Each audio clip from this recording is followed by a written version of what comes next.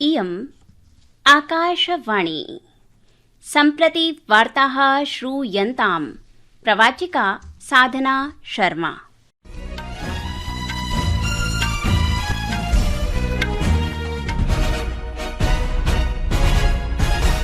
आदौ मुख्याः वार्ताः।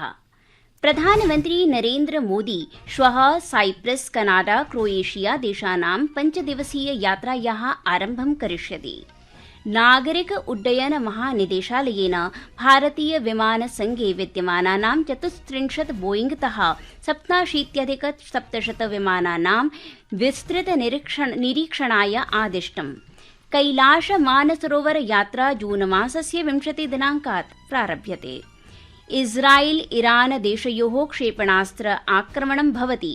तल अवीव, जेरुसलेम, तेहरान च नगरेषु विस्फोटाः श्रूयन्ते स्म। अपि च दक्षिण अफ्रीका दलेन लण्डन नगरस्य लॉर्ड्स क्रिकेट क्रीडाङ्गणे वर्ल्ड टेस्ट चैम्पियनशिप स्पर्धायाः निर्णायक द्वन्द्वे 5 स्तोभैः ऑस्ट्रेलिया दलं पराजितम्। अथ वार्ताः विस्तरेण। प्रधानमन्त्री नरेन्द्र मोदी श्वः साइप्रस, कनाडा, क्रोएशिया देशानां 5 दिवसीय यात्रायाः आरम्भं करिष्यति।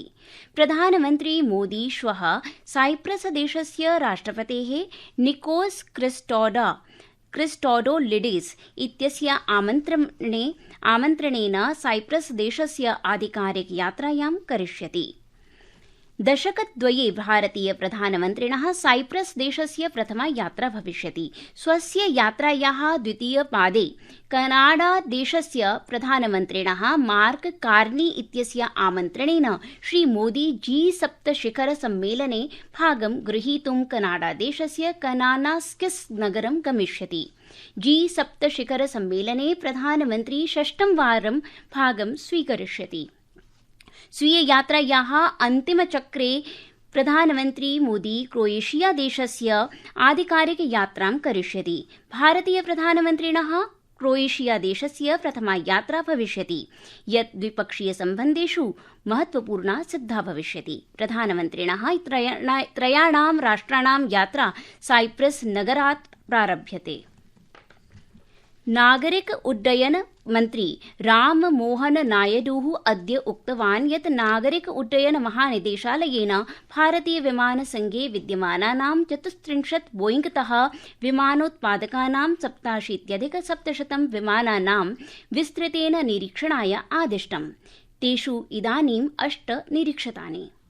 We do have a very robust protocol which we follow every time. But when the incident happened, we also felt that there is a need to do an extended surveillance into the Boeing 787 series. With immediate urgency, all of them are going to be done. And furthermore, as the investigation is going to proceed and the report is going to come, whatever necessary steps are needed to be taken, we are going to ensure that without any hesitation, we are going to improve every necessary thing that is going to come our way to improve the safety.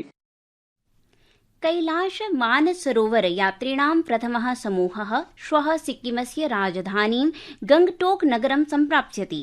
मुख्यमन्त्री प्रेम सिंह तामांग नाथुला दर्रेतः यात्रायै प्रस्थानं कारयिष्यति। 5 वर्षस्य अनन्तरं जून मासस्य 20 दिनाङ्कात् यात्रा आरभ्यते। पर्यटन नागरिक विमान विभागस्य अतिरिक्त मुख्य सचिवः CS रावः आकाशवाणी माध्यमेन अवदत् यत् तीर्थयात्रिणां प्रत्येकं समूहः 11-12 दिवसेषु कैलाश मानसरोवर यात्रां सम्पन्नं करिष्यति। इस्राइल ईरान देशयोः क्षेपणास्त्र आक्रमणं भवति। तल अवीव, जेरुसलेम, तेहरान च नगरेषु विस्फोटाः श्रूयन्ते स्म, यत्र न्यूनातिन्यूनं 3 जनाः मृताः, दर्जनशः जनाः आहताश्च। अपरपक्षे ईरानस्य राज्यसञ्चारमाध्यमेषु इस्राएलेन आक्रमणेषु ईरान सशस्त्र सेनायाः जनरल स्टाफस्य उपसेनापतिद्वयं मृतम् इति सूचना दत्ता। ईरान देशे इस्राएल देशस्य आक्रमणेषु वरिष्ठ सैन्य अधिकारिभिः सह न्यूनातिन्यूनं 78 जनाः मृताः। ईरानदेशः परमाणुविषये अमेरिकादेशेन सह वार्तालापं निरन्तरं कर्तुं न स्वीकृतवान्। इस्रायेलदेशस्य अद्य पर्यन्तं बृहत्तमस्य सैन्य आक्रमणस्य अनन्तरं परमाणुकार्यक्रमस्य विषये वार्ता निरर्थिका इति ईरानदेशेन उक्तम्। पूर्वम् ईरानदेशेन इस्रायेलदेशस्य आक्रमणेषु अमेरिकादेशः अपि सम्मिलितः अस्ति इति आरोपः प्रदत्तः आसीत्, किन्तु अमेरिकादेशः तत् न अङ्गीकृतवान्। संस्कृतवार्तायाः संस्करणम् इदानीम् आकाशवाणीतः प्रसार्यते। समम् एव अयं कार्यक्रमः आकाशवाण्याः www.newsonair.gov.in वेबसाइट इत्यत्र अथ news on AIR mobile app इत्यत्र अपि उपलब्धो भविष्यति। अहमदाबादे एयर इंडिया विमान दुर्घटनायाः परीक्षणार्थं सर्वकारेण उच्चस्तरीय बहुविषयकसमितिः निर्मितः। मृतानां संख्या 4,200 यावत् वर्धिता। अहमदाबादे एयर इंडिया विमानस्य विनाशकारिण्यां दुर्घटनायां मृतानां संख्या 4,200 यावत् अभवत्। विमाने 42,200 जनाः आसन्, येषु 69,100 भारतीयाः, 53 ब्रिटिश राष्ट्रियाः, 7 पुर्तगालदेशीयाः, 1 कनाडादेशस्य नागरिकः, 12 चालकदलस्य सदस्याश्च आसन्। एकः एव व्यक्तिः भारतीयमूलस्य आङ्ग्लदेशीयः जीवितः। दुर्घटनायाः कारणं ज्ञातुम् अन्वेषणं प्रचलति। विमानदुर्घटना अन्वेषण ब्यूरो इत्यस्य दलेन विमानस्य ब्लैक बॉक्स इति निगृहीतं, यत् औपचारिकरूपेण फ्लाइट डेटा रिकॉर्डर रूपेण प्रसिद्धम्। प्रशासनं मृतानां परिवारेभ्यः यथाशक्ति सहायतां प्रयच्छति। सहायोद्धार प्रयासानां समन्वयनार्थं नागरिकचिकित्सालये अहोरात्रं नियन्त्रणकक्षः स्थापितः। शोकग्रस्त परिवारस्य साहाय्यार्थं निवासस्थानस्य परिवहनस्य च व्यवस्था अपि कृता। पीडितानां सम्मानार्थं राज्ये सर्वत्र शोकसभा, सामूहिक प्रार्थना सभाश्च आयोज्यन्ते। एकतायाः दृढप्रदर्शने जनाः अपि रक्तदानार्थं सर्वथा साहाय्यं च दातुं बहुसंख्येन अग्रे आगच्छन्ति।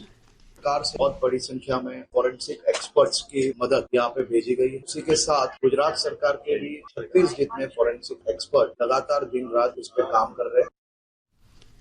मेडिकल प्रवेशाय राष्ट्रीय पात्रता सह प्रवेश परीक्षा इत्यस्य परिणामः अद्य घोषितः।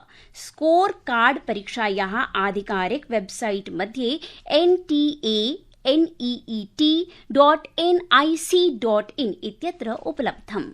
विदेश मन्त्रालयेन भारतीय नागरिकाः ईरान देशे भारतीय मूलजनाश्च भारतीय दूतावासस्य आपत्कालिक संख्याभिः साहाय्यार्थं सम्पर्कं कर्तुम् उक्ताः।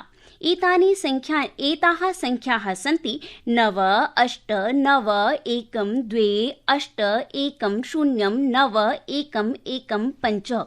पूर्वं दूतावासेन आग्रहः कृतः यत् सर्वे भारतीय नागरिकाः भारतीय मूलजनाश्च सतर्काः भवन्तु, अनावश्यक क्रियाकलापान् परिहरन्तु, दूतावासस्य सामाजिक माध्यमेन नियमस्य अनुसरणं कुर्वन्तु, स्थानीय अधिकारिणां सुरक्षा प्रावधानस्य अनुसरणं कुर्वन्तु इति।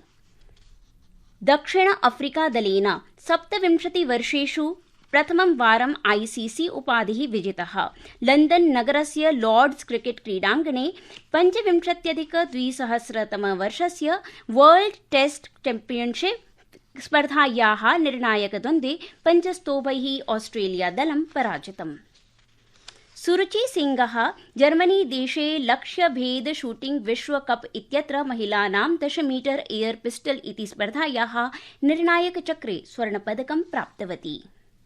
वायव्य भारते आगामिषु केषुचित् दिवसेषु तापतरङ्गस्य स्थित्यां परिष्कारस्य अपेक्षा अस्ति। प्रियाः श्रोतारः, संस्कृत जगता सम्बद्धैः विभिन्नैः क्रियाकलापैः संवलितस्य संस्कृत साप्ताहिकी इति विशिष्ट कार्यक्रमस्य प्रसारणम् आकाशवाण्याः FM गोल्ड प्रवाहिकातः श्वः मध्याह्ने 1:30 भविष्यति। भवन्तः सर्वे यथा कालं श्रोतुं प्रभवन्ति इति वार्ताः।